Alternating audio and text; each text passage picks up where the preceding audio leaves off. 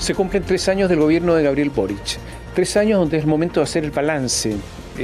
Básicamente no porque el gobierno haya terminado, obviamente, le queda un 25%, pero el último año es casi un año de campaña, un año de administración, un año de preparar lo que se llama el legado, que es el relato que deja un gobierno, obras, dicen otros, y por lo tanto no es un mal año o este momento para hacer un balance. Estamos con Christian Edwards, él es abogado, Christian Stewart, abogado de la Universidad Católica, él es magíster en políticas públicas, director ejecutivo de IDEA País, que ha hecho un estudio exhaustivo del cumplimiento del programa y de las promesas de gobierno.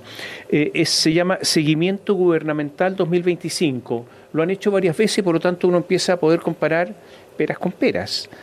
Cuánto se va cumpliendo el programa. Y además han prometido hacerlo en los gobiernos siguientes, de manera que podamos ir comparando cuál es el nivel de cumplimiento de los gobiernos y de los presidentes de la República en un régimen presidencialista. Cristian, ¿qué tal? Gracias por estar con nosotros. Don Tomás, muchas gracias por la invitación.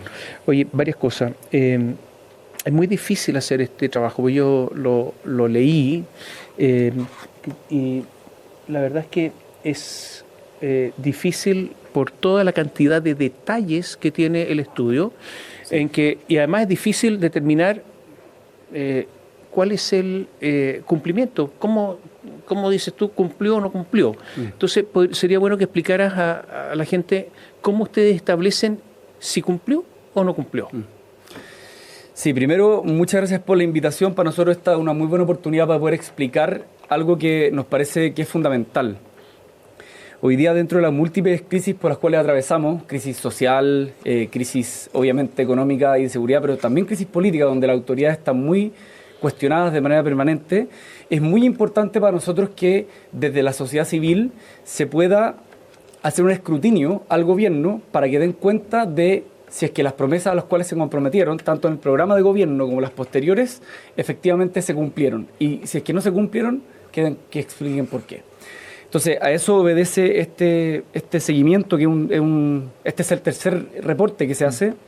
Esto comienza el primer año del aniversario del presidente Boric, que coincide con el segundo año del que yo soy director ejecutivo, y efectivamente está la definición editorial de continuarlo con independencia de quien sale electo después.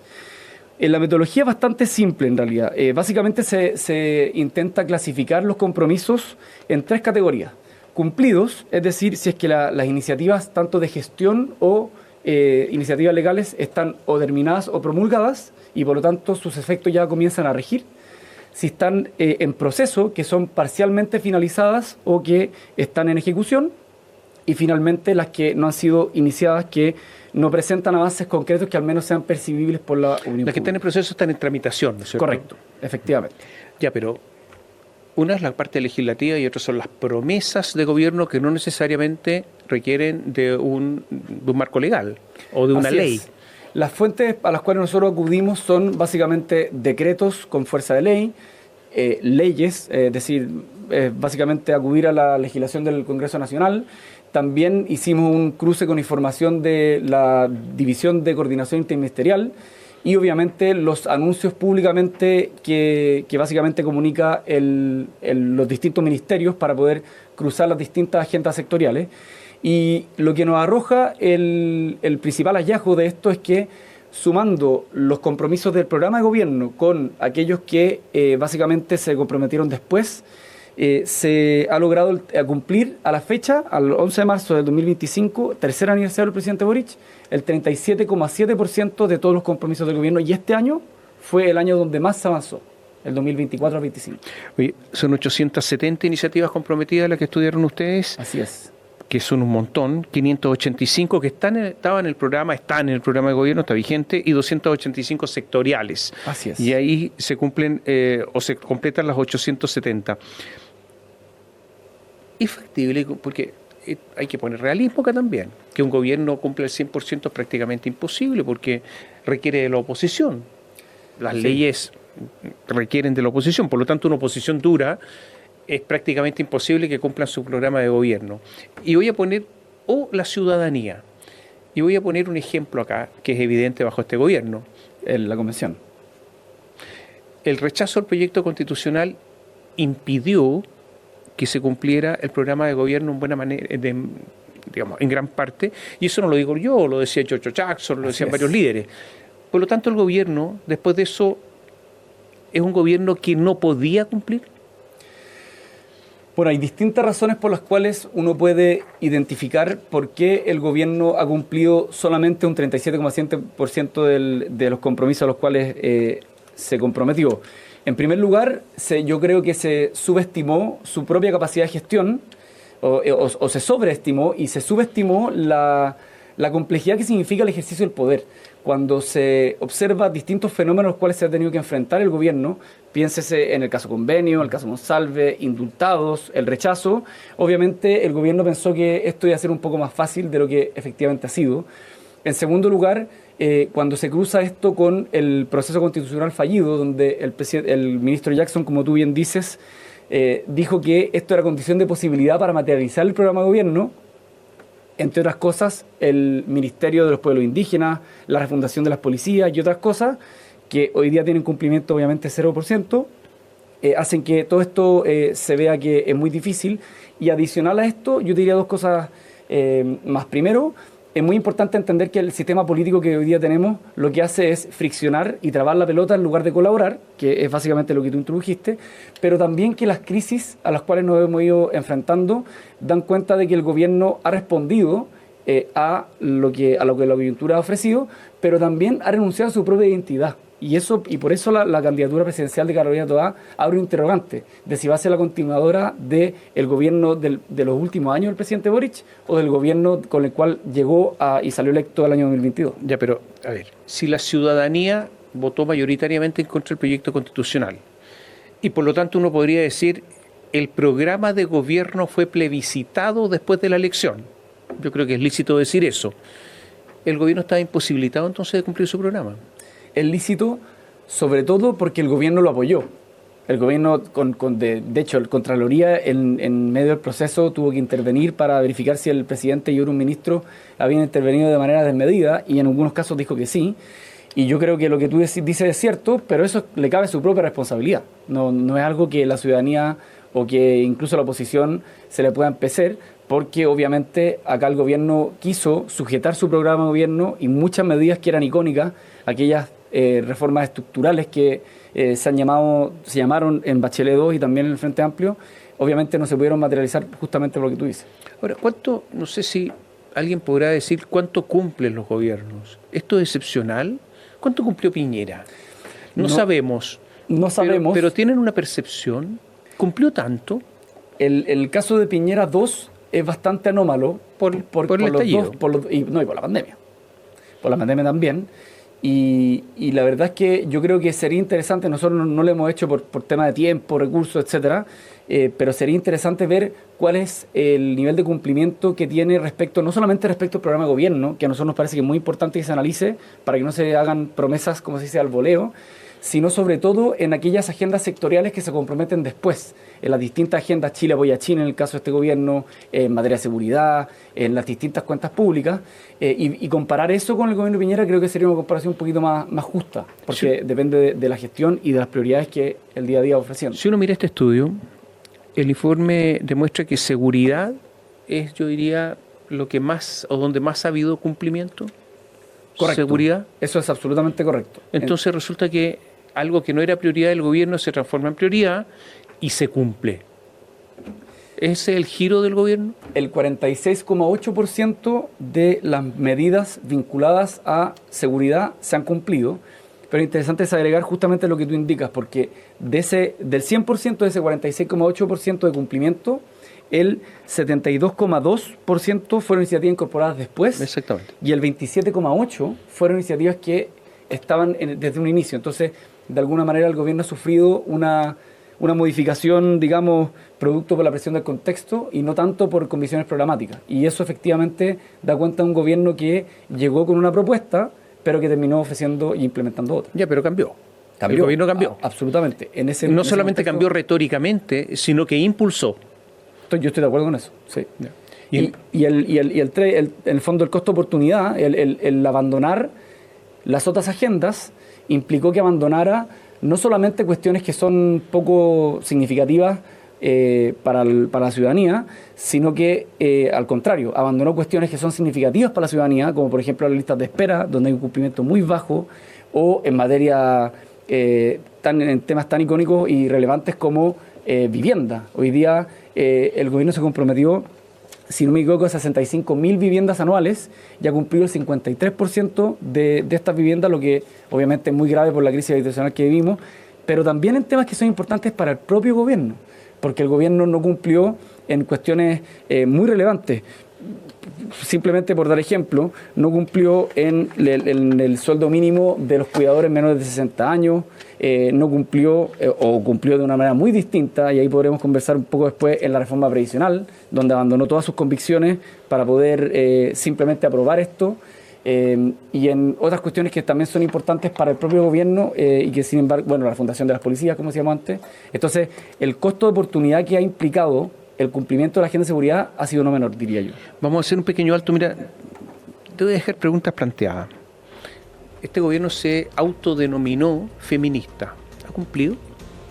Este gobierno se autodenominó también como un gobierno que iba a tener una legislación pro pueblos originarios. ¿Cumplió? ¿Cumplió en cuanto a reforma tributaria? Porque viene una reforma tributaria. ¿Cumplió? Hay algunos ministerios sectoriales que han tenido bajo cumplimiento y ha habido responsabilidad políticas con eso. O sea, el que lo hace mal, me imagino que se tiene que ir. ¿Se fueron? Volvemos en un instante.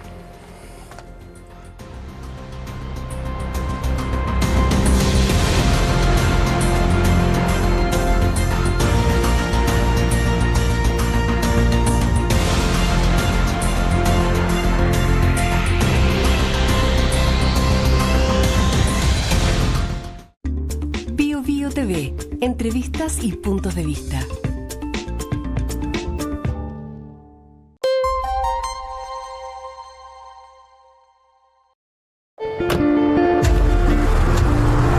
Tu vida está llena de recuerdos y lugares mágicos. Nuevo Mate de Dongfeng vuelve a sentir la magia de manejar. ¿Andas acelerado? ¿Te sientes más irritable y alterado? ¿Te cuesta dormir bien? Tranquilízate naturalmente con Melipaz, que calma la ansiedad, relaja y reduce el estrés. Libérate del estrés con Melipaz. Pídelo en todas las farmacias del país.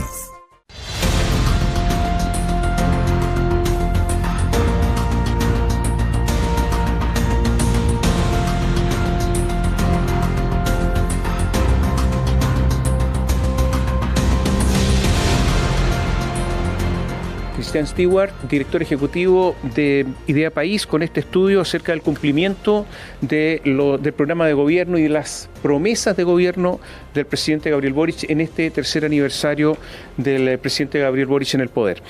Algunas preguntas quedaron planteadas. A ver, hay partamos por lo último, algunos ministerios sectoriales que según este estudio tienen bajo cumplimiento. Yo anoté acá el Ministerio de la Vivienda, correcto, el Ministerio de Salud, el Ministerio de Desarrollo Social, con cumplimientos muy bajos.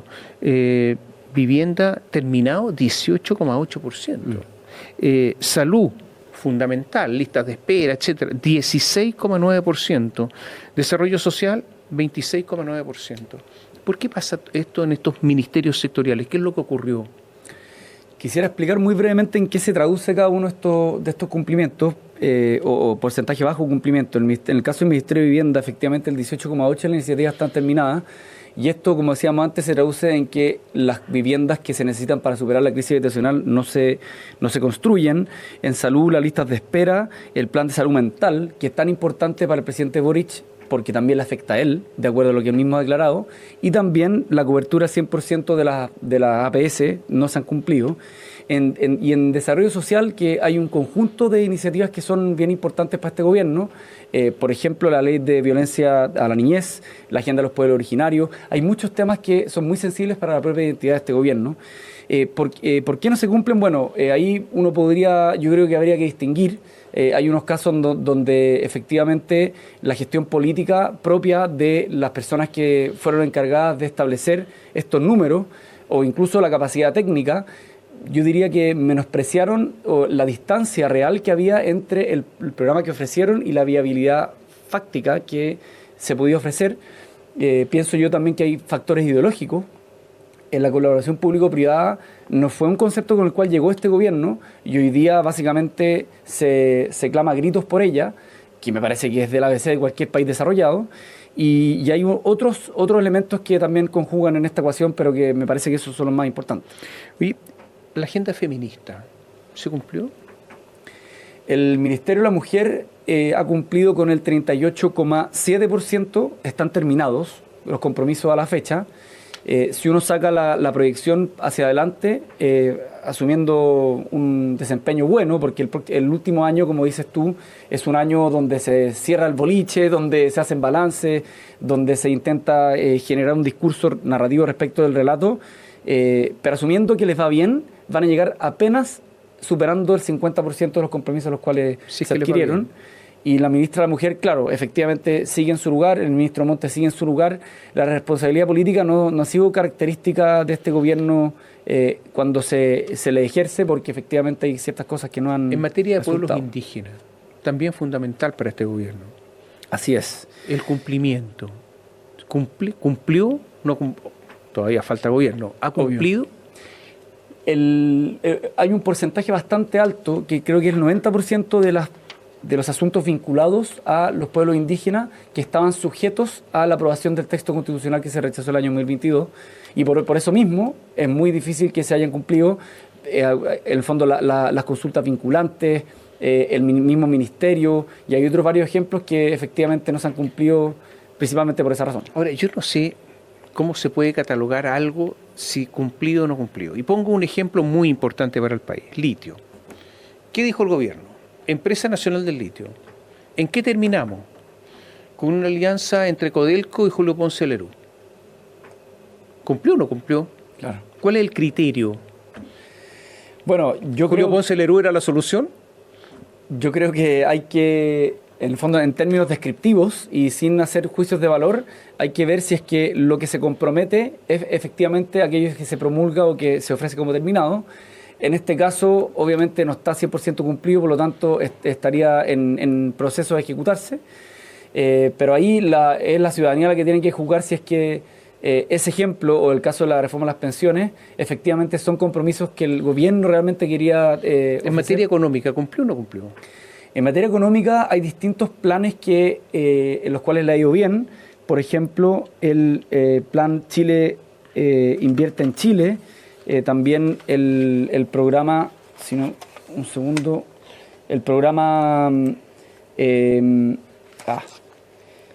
el programa Invirtamos en Chile y el programa Chile Apoya a Chile ha cumplido bastante, porque el 89,7% del plan Invirtamos en Chile está terminado o promulgado, y el 84% del plan Chile Apoya a Chile está promulgado, pero la agenda de productividad, por ejemplo, solamente el 37% está terminado. Entonces, ahí yo creo que el balance es más bien ambivalente. Ahora, cuando uno dice, los planes se cumplieron, ¿eso tiene efectos en la práctica real? Porque esto es un trabajo de escritorio, o sea, se cumplió, se sacó la ley, pero ¿tiene efectos en la práctica? Para la O sea, yo digo, a ver, agenda de productividad, 37% terminado, ¿aumenta la productividad en algo? Claro. Pero si disminuye. La productividad entonces, está estancada hace muchísimo tiempo. Sí, claro, entonces no sé. Sí, es que una cosa, por eso yo creo que es importante distinguir entre lo que el gobierno ofrece y el juicio que uno hace respecto a esa agenda. O sea, los resultados prácticos. Agenda de probidad y modernización del Estado, cumplido un 33,3%. Pero realmente esto tiene efecto que aún mejore un poquitito. ¿Mejoró la probidad en el Estado? Evidentemente... No sé, hago la pregunta. El juicio yo diría que ¿Se modernizó en algo el Estado? Claro. Estas eran 9 iniciativas en las cuales efectivamente un tercio están promulgadas o terminadas, y yo diría que en ese tema, por ejemplo, el nivel de gasto y la forma en que gasta el Ministerio de Hacienda, por ejemplo, en lo que vimos en el caso de la Corfo en febrero, da cuenta que la transparencia no ha sido la gran característica o el puntal de lanza que ha... Plan Nacional contra el Crimen Organizado, se cumplió un 50%. No, no está mal, falta todavía algo. y el crimen organizado está medio controlado o algo así, ¿o no? Aparentemente se No sé, reproduce, pues, hago se la reproduce. pregunta. Sí. Sí, por eso yo creo que el juicio de valor hay que analizarlo en su mérito, porque hay distintos temas y yo creo que sería injusto meter todo en un mismo saco, pero efectivamente el gobierno ha carecido de un nivel de gestión que le permita estar contento con su desempeño. Pongo otro ejemplo. Plan Invirtamos en Chile.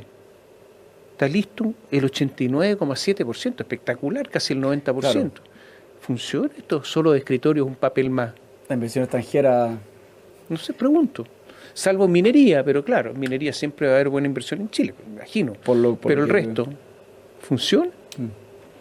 Sí, bueno, son preguntas que habrá que contestar a su mérito, pero efectivamente esto da cuenta de que el programa de gobierno tenía problemas estructurales en sí mismo que evidentemente la realidad hoy día muestra que no fueron suficientes. Ay, pero Cristian, el gobierno ha dicho que el gran mérito que tiene no es medible acá, por lo que yo escucho, ¿no? Todos escuchamos, es que lograron estabilizar el país, que recibieron un país absolutamente desbocado en cuanto al déficit económico, al déficit fiscal, que lograron tienen déficit, mucho menos, y que lograron cierta tranquilidad pública que no existía.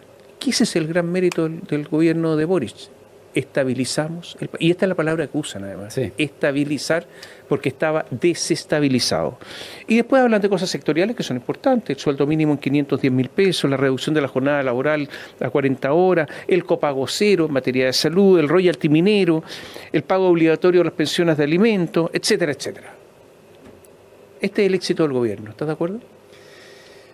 Yo no estoy de acuerdo, ¿No? Fundamentalmente porque las razones, si uno indaga en las razones o las causas por las cuales ocurrió esa desestabilización, fueron fenómenos que el mismo gobierno o toleró o promovió o básicamente estableció como algo positivo. Pienso en los retiros del fondo de las pensiones, pienso en la tolerancia a la violencia que muchos de los actuales ministros, exministros, el mismo presidente Boric y actuales parlamentarios en su momento fueron excesivamente laxos con ello. Pienso también evidentemente en la crítica que se le hacía al Estado violador, y resulta que el subsecretario que estaba a cargo de evitar los delitos, entre ellos la violación, está hoy día en medio de un proceso judicial donde el gobierno básicamente se ha lavado las manos con él. Entonces yo creo que esa estabilización... Bueno, pero lo echaron del gobierno, ¿no? Bueno, claro, sí, obviamente, pero el modo, uno nunca va a conocer contrafactual, pero el modo en que hubiera actuado la izquierda o esta izquierda, si es que esto le hubiera ocurrido a un subsecretario de derecha, tiendo a pensar que las tesis hubieran... Pero el comportado punto de manera vista de la distinta. práctica, ¿estabilizaron? Más allá de las causas. Estabilizaron los propios problemas que el gobierno quiso tolerar.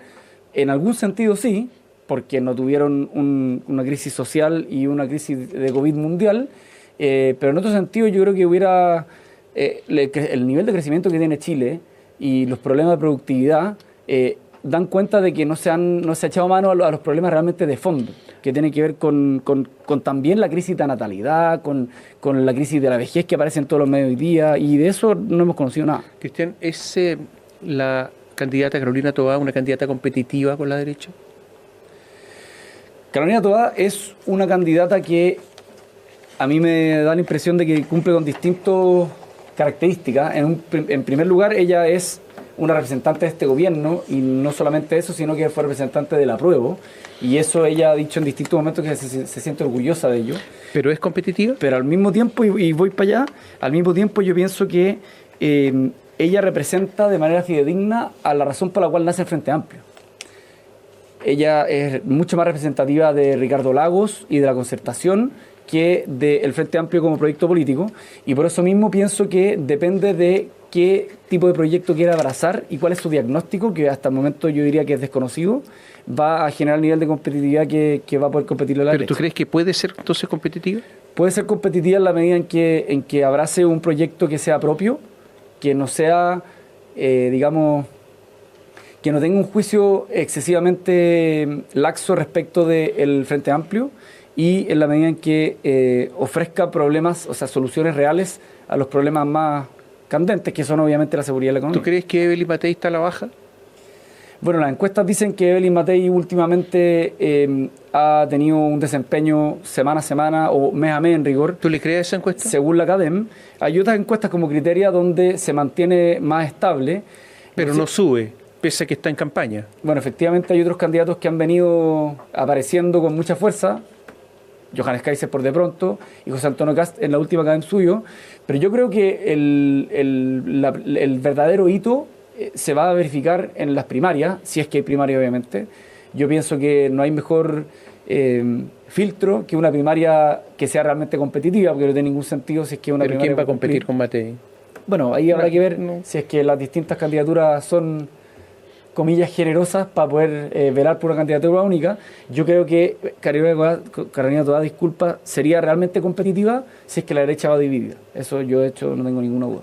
Si va dividida. Sí, porque las simulaciones que al menos yo he visto dan cuenta de que las distintas listas parlamentarias, que obviamente tienen que ver con una candidatura única o no, hacen que el desempeño sea menor en el caso de la derecha si es que van divididos. En una segunda vuelta, Toá Kaiser. ¿Quién crees que gana? ¿Quién creo que gana? Sí. Yo creo que falta mucho para... Tienes dudas, ¿no? ¿Cómo? Tienes dudas. Yo tengo dudas, sí. O sea, Toá tiene una posibilidad. Con Johannes Kaiser pienso que podría tener No, más... Kaiser puede pasar a segunda vuelta. Sí, claro. Yo- Ya ocurrió en la elección anterior, en que el candidato de Chile Vamos se Yo quedó. sé que el problema que se observa con Evelyn Matei respecto a Johannes Kaiser también va a ocurrir a la inversa, porque el nivel de virulencia que ha tenido Johannes Kaiser y muchos miembros del Partido Republicano respecto de mucha gente de Chile Vamos, que no hay que olvidar que Chile Vamos fue la coalición que mejor le fue en la última elección, ha sido tan alto que a mí me da la impresión de que está sembrando cuestiones que después le va a hacer O muy sea, ¿tú difícil crees que salir. Carolina Toá tiene posibilidades de ser una candidata al continuismo y ganar?